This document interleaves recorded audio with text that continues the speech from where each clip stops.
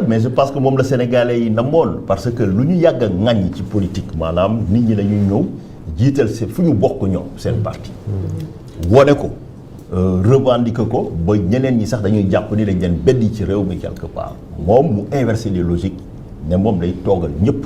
mais yàqalu ko moom ci li nga xam ne diggewoon na ko ak Sénégalais yi sur le plan politique saa yu ñu yeewoo ci lay dox quelque part. alors est-ce que nekk na loo xamante ni ça vous rend un peu service day ñëwaat tuuti rek ci question bi nga xamante ne Chérif laaj na la ko sànq cette posture du silence parce que ñu ngi war a dem ci li nga xamante ne moom mooy ay élections locales bientôt ensuite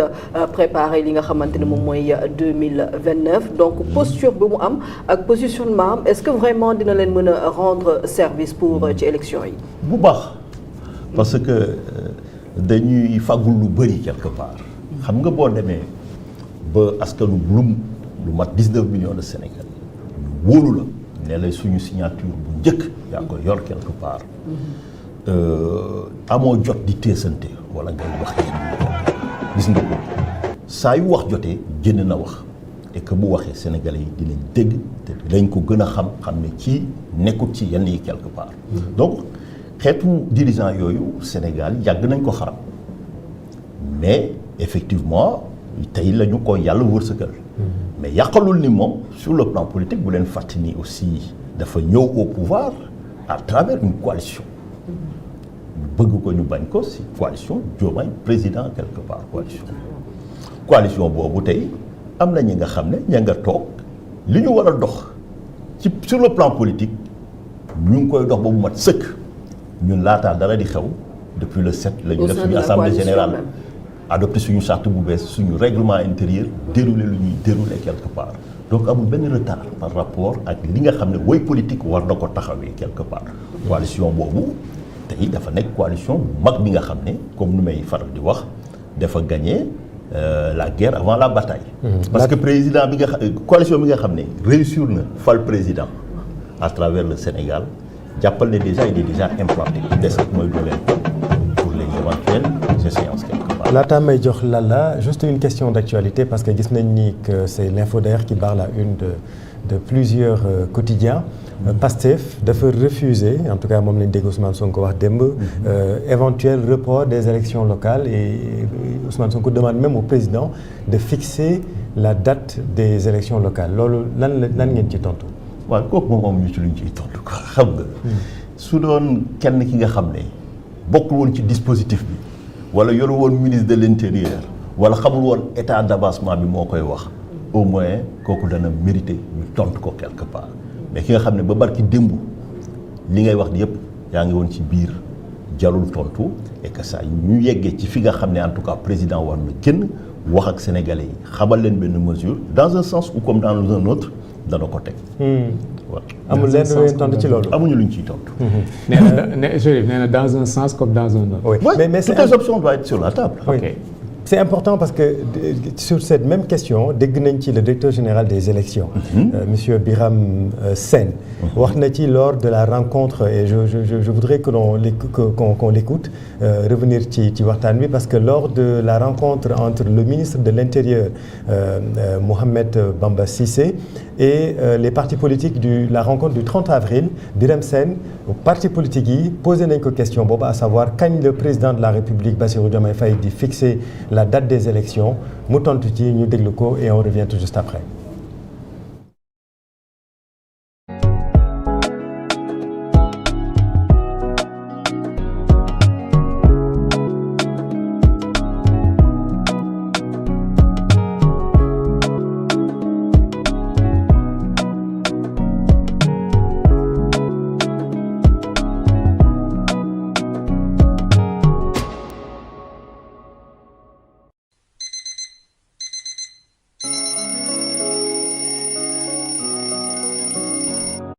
donc dinañu déglu Birame Sène DGE Birame Sène mooy directeur général des élections ndax moom tontu na ci fixer date bi nga xamante ni période plutôt bi nga xamante ni ci le président de la République en tout cas selon la loi war a fixer génne décret bi nga xamante ni mooy fixer la date des élections ñu déglu monsieur Birame Sène. fixation bi nag dafa am ñaari mbir yu ngeen ci mën a xam dafa am code électoral les articles L236 ak L269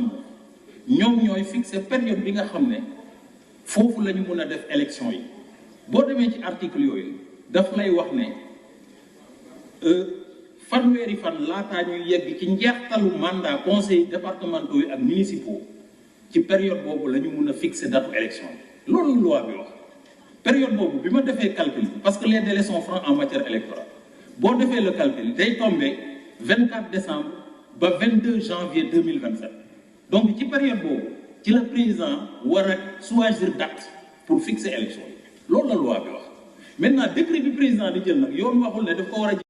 je pense que donc laaj boobu yéen bu ngeen ci bëggul indi tontu tamit le directeur général des élections indi na ci tontu depuis le 30 avril 2026. waaw mais boobu ba Birame di wax ministre de l'intérieur am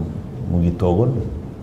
donc moom moo nekkoon à la tête du gouvernement. kon wax ji frankulaayu na damay bamtu lu ma waxoon su doon keneen moo samp laaj bi dina mérité ñu indi ci leeral mais ki nga xam ne tey yaa ngi woon ci biir yaa ko yoroon boo génnee di ñu ko laaj dañuy jàpp ni kooku da ngay laaj bi nga xam ne xam nga ko pare. waaw mais xam nañ ne président mu ngi dans les délais. bi ñu fi dalalee woon. waa DG wax nañ ko. ñëpp xam nañ ko. mais quand même préciser na ko aussi. voilà mais bu dee Sonko samp na laaj bi. mooy moom njort na ne report ci lañ jëm. non day politique rek day politique. day politique ci naka. day politique ah ñoo dañu xam nga ñun aussi yàgg nañ ci langue politique bi yéen ñëpp ku ci nekk ci yéen. seq naa ak moom ay plateau ci ay jëmmi jamono quelque part. tey je pense que modestement mën nañu wax ci ñu gën a maîtriser agenda wu code électoral bi ci la ñu bokk parce que dañ ci yàgg gëstu di ci liggéey quelque part donc Birame maa ngi koy jaajëfal ci aussi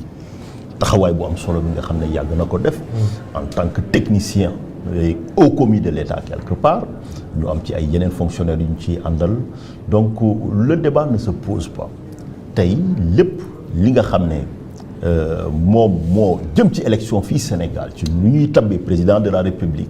député wala benn élu local kooku suñu code électoral moo fixé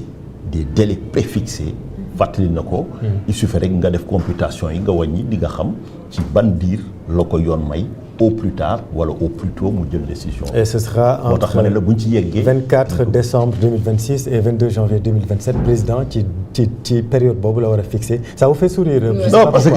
parce que pour moi ce sont des évidences républicaines quelque part. bu ñu toogee di ko wax rek c'est que bon. maanaam laaj bi sax dañuy bett on se demande lan lañ ci jublu. c'est ça. alors maître man am naa ñaari question mais damay ñëw ci première bi parce que gis nañu bi ngeen wootee grand meeting bu Mbour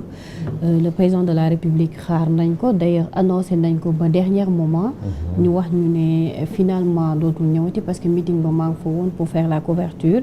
ñu gis ñu wootee congrès PASTEF moom mu ne il reste militant PASTEF ancragé wu ci biir PASTEF et non seulement ñëwul ci grand meeting bi nee na mi ngi resté nekk militant PASTEF est-ce que loolu aussi teeyul xel en quelque part d'après posture bi nga xamante ne yéen waa coalition Diomaye président am ngeen ko. non loolu day dëggal benn mbir mooy li ma wax sànq rek moom dafa jàpp ni yàgg nañu woote fii ay chef d'État ne la patrie avant le parti wala la patrie avant la coalition. mais c'est la première fois ñu am président bi nga xam ne da koy incarner jëmmal ko mandargal ko ba nga mën ci duut sa baaraam wala nga gis ko ak say gët quelque part souvent wolof day wax ni wax dëgg yomb la mais dëggu moo jafe quelque part donc loolu tey daf ko wone c'est-à-dire tey agenda étatique bi moom mooy primer ci bépp xeetu agenda bi nga xam ne moo nekk quel que soit fu mu bokk quelque part ak lu mu ci xam nga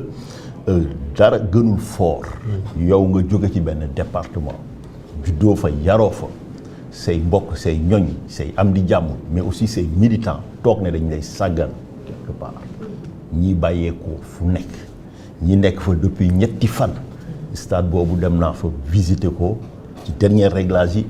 maa ngi ko quitté à 3 heures du matin dama bàyyi nit ñi toog ñi fanaan foofu quelque part xam nga ne yëg-yëg mënta weesu loolu mais président bu demee ba am benn programme bi nga xam ne jàpp na ne am na ay bailleurs am na ay négociations war na fa teewal Sénégal quelque part et que foofu tey boo gisee genre sommet yu mel noonu Nairobi xam ngeen ko donc déjà ëpp la Nations Unies à part New York Genève ñetteelu représentation bi foofu la nekk quelque part bu sommet yu mel noonu ñëwee agenda bi même boo nekkee chef d'État du yow yaa koy déterminer